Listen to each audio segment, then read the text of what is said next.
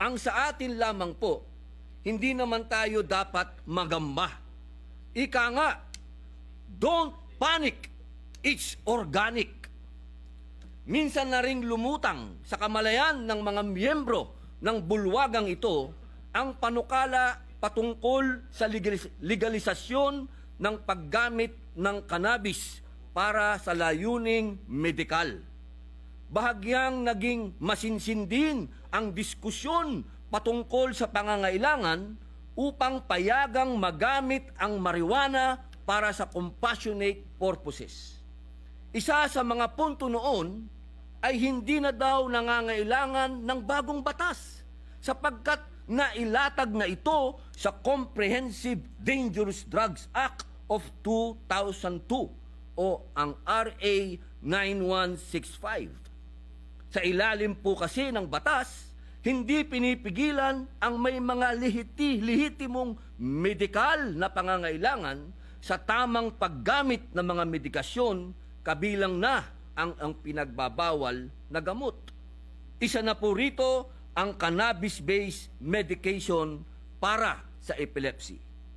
Itinuturing din po ang Department of Health Administrative Order Number 4, Series of 1992 bilang basihan ng bisa ng pagkilala sa pangangailangan sa mga produktong gamot na hindi nakarehistro o nasa proseso pa lamang ng pagparehistro upang gamutin ang mga pasyenteng may terminal o malubhang karamdaman.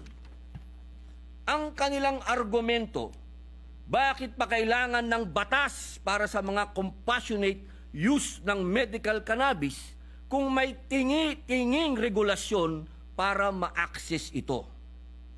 Kung hindi po natin narinig ang pulso ng panukalang batas sa mga nagdaang kongreso, baka maaari nating buksan ang ating mga puso sa mga magulang at mga pasyente na hindi kayang punan ang $25,000 hanggang $30,000 na halaga ng prescription na gamot mula sa medical cannabis kada taon.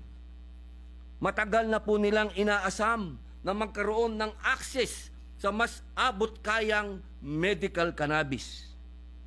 Baka maaari po nating bigyan ng atensyon ang 29,802 publications ukol sa medical marijuana simula pa noong 1829 hanggang sa kasalukuyan.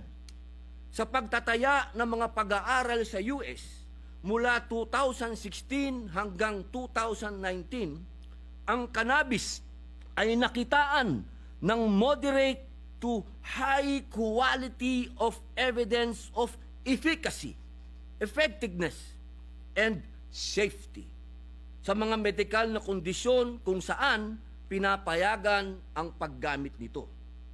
Baka po maaaring buksan natin ang ating isip sa pagbabago. Noong Disyembre 2020 ay nagdesisyon na ang United Nations Commission on Narcotic Drugs na alisin na ang cannabis mula sa Schedule 4 ng kanilang listahan sa klasifikasyon ng droga. Nangangahulugan po ito na inaalis na ang cannabis sa listahan ng mga itinuturing na mapanganib at lubhang nakaka-addict na gamot tulad ng heroin at fentanyl. Bagamat itinuturing pa rin na isang controlled substance. Inaasahang maitutulak nito ang patuloy na pag-aaral patungkol sa medical at therapeutic na benepisyo ng marijuana. Pakinggan rin po natin ang datos.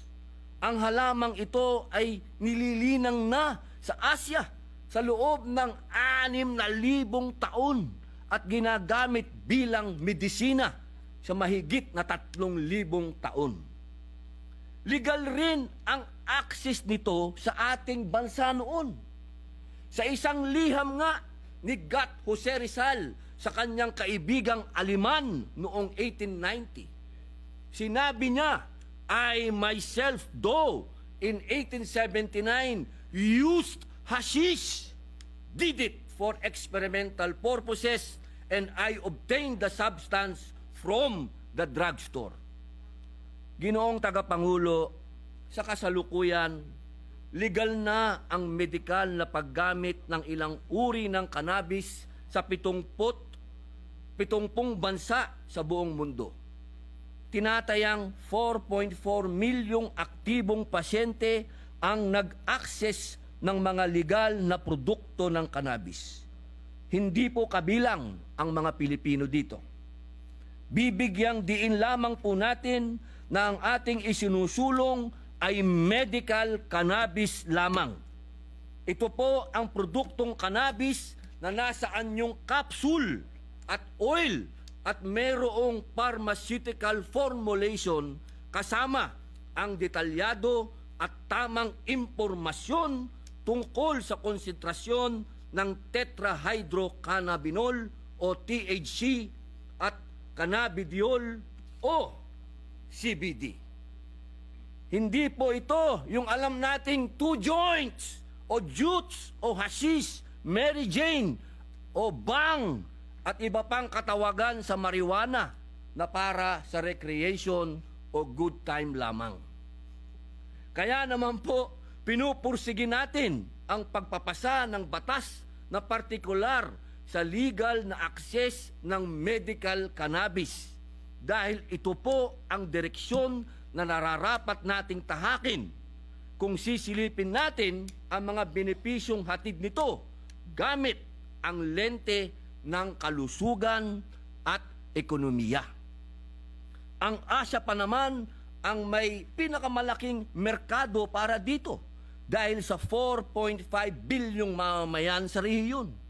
Angat rin tayo sa lahat base sa mga pag-aaral dahil kung ikukumpara sa mga halamang cannabis na lumalago sa ibang bansa, may mataas na cannabidiol content ang cannabis sa Pilipinas sa pangunahing sangkap sa karamihan ng mga produktong pang-medikal.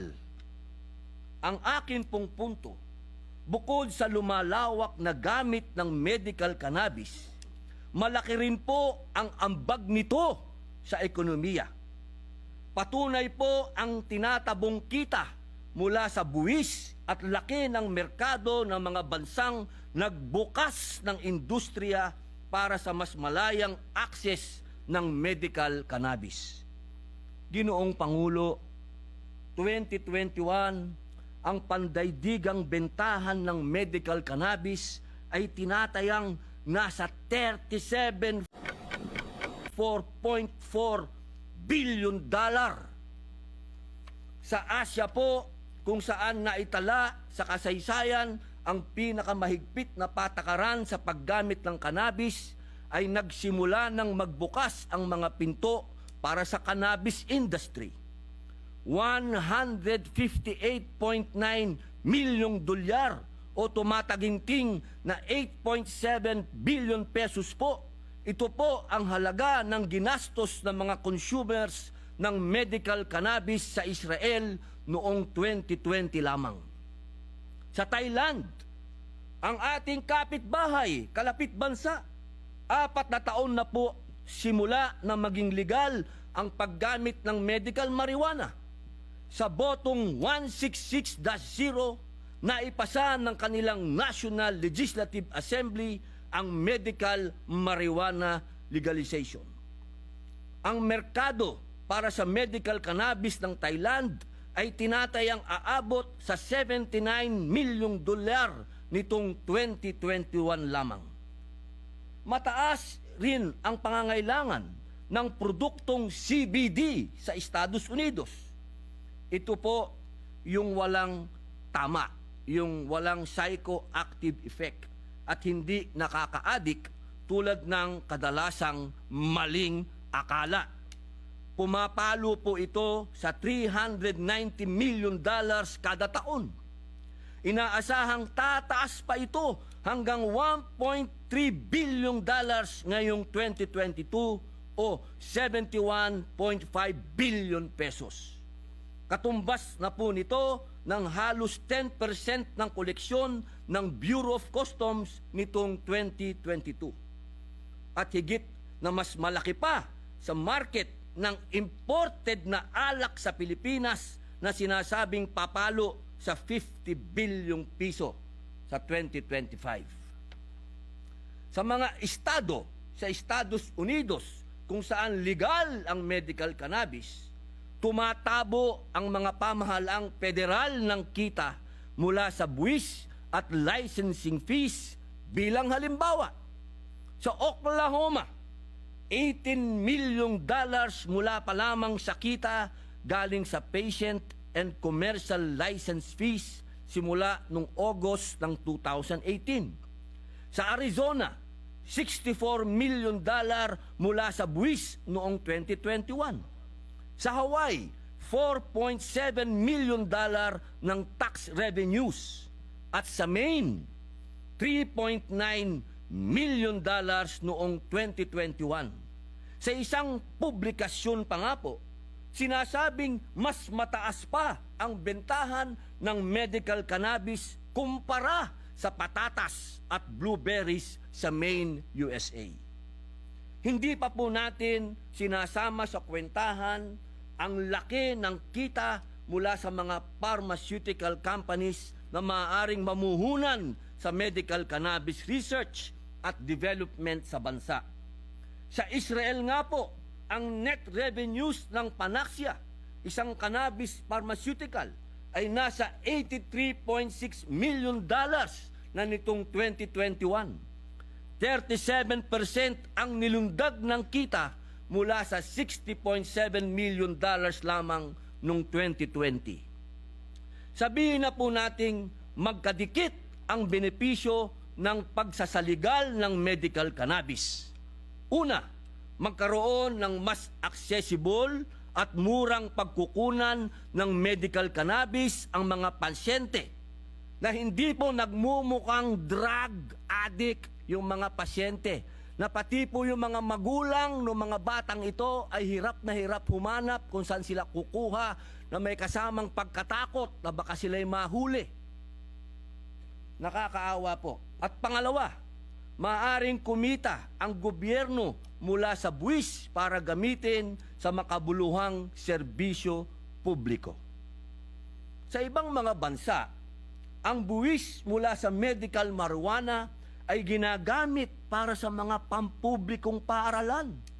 Tulad sa Oklahoma, $38.5 milyong mula sa naipong medical marijuana tax ang ginamit para magpatayo ng school buildings para sa mahihirap na distrito.